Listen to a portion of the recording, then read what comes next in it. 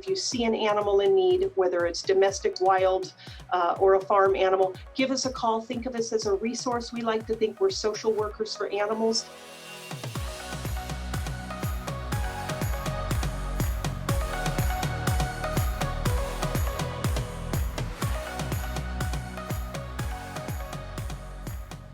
Hi, I'm Kevin Coleman, and you're watching another episode of Bellingham Now.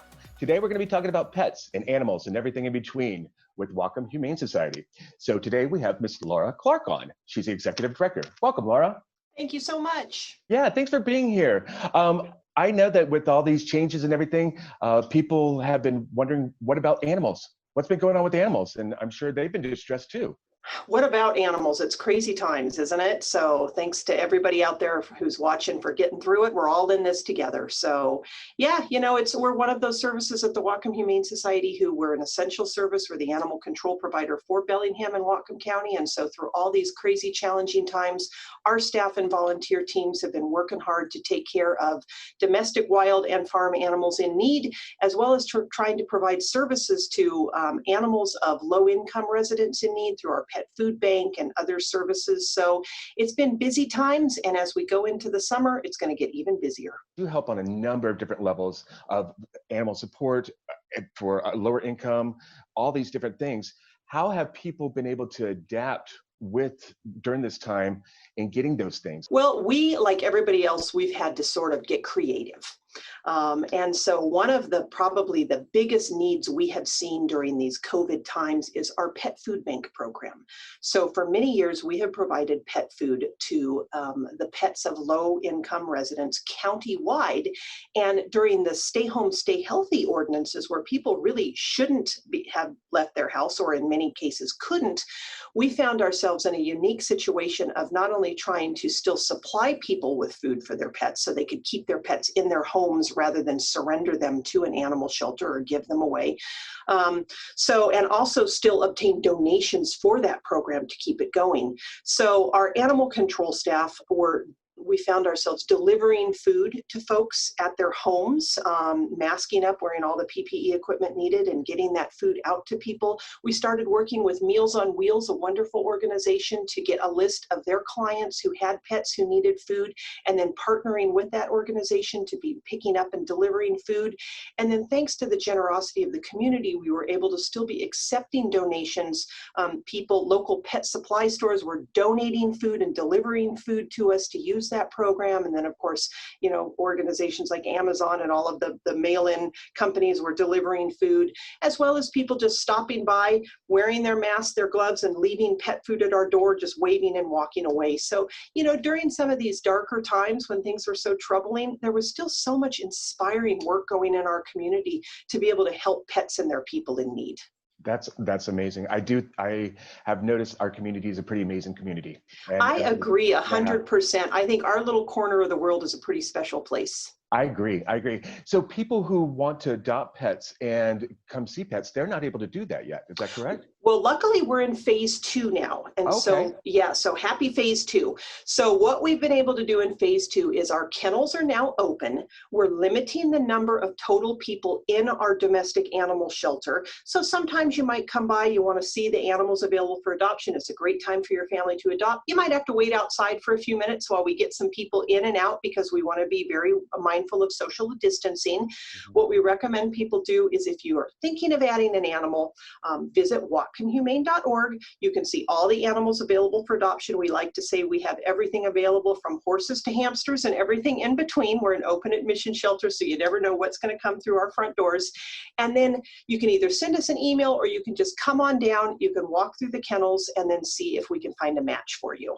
That's wonderful. Now, what if somebody has to give up a pet right now during these times? I'm sure a lot of people are struggling with that. It is. It's always sad when somebody makes that decision that it's not a good match for their family for whatever reason that may be. And yes, we're here 24/7 for folks. If they do find that they're not able to keep an animal for whatever reason, we want you to either give us a call so we can discuss your problem, see if maybe we can find a solution for it, or if not, we know when the animal's coming in, and then we can make arrangements to take that animal in.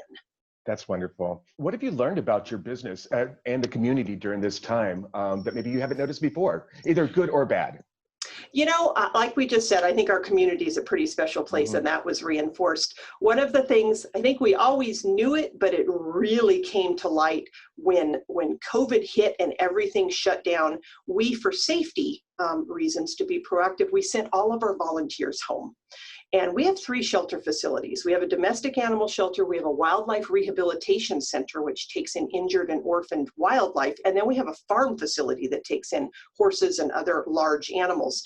So operating with no volunteers in all 3 of our shelters was not only just difficult because our volunteers do so much to support our mission, it was just sad and depressing to not have those amazing men and women, ages 12 to 82 and over, coming in and doing all of the things that they do. So now in phase 2, we're welcoming back our volunteers, and it's just, we've missed them so much. And so it's just reinforced how special volunteers are, not only to our organization, but I think I speak for all nonprofits out there that, we can't do what we do without the help of the community.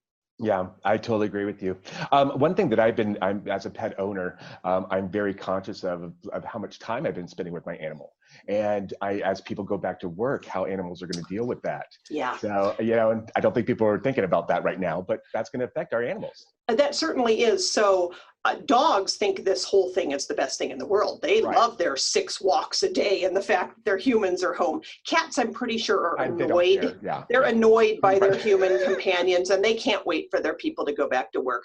But it is something that people should plan on, because I'm a little bit concerned that once life returns to normal, whatever that is, that we might see some animals exhibiting some separation anxiety, especially your dogs. If your dog's used to you being around all the time and then suddenly you're back at work 10 or 12 hours a day, you could start to see them having, some anxiety, or they could bark, get a little bit noisy. So it's something you need to plan on. You need to sort of ease into that.